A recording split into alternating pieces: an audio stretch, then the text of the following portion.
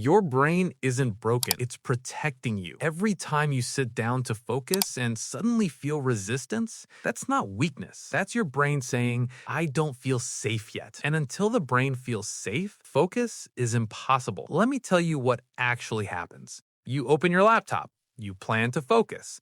The task looks simple, but then your chest tightens, your mind drifts. You hesitate, not because the task is hard, but because your brain can't predict the ending. The human brain hates uncertainty more than effort.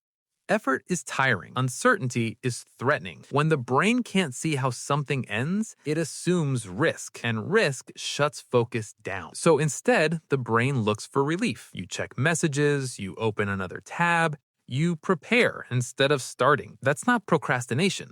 That's threat avoidance. Here's what most people get wrong. They think focus is about forcing attention. It's not. Focus is about removing uncertainty. Think about the last time you were fully focused. Not motivated, not hyped, just locked in. You knew exactly what you were doing.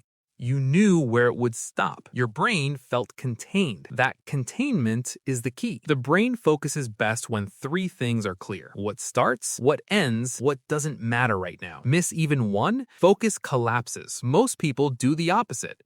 They sit down thinking, I'll just work for a while. To the brain, that sounds infinite. Infinite effort, infinite uncertainty. So it resists. Your brain isn't lazy, it's overprotective. So here's the rule that changes everything. Never start a task without deciding the stop point first. Not the outcome, not perfection, just the stop. Instead of, I'll study this chapter, say, I'll stop after 5 pages. Now your brain can see the container.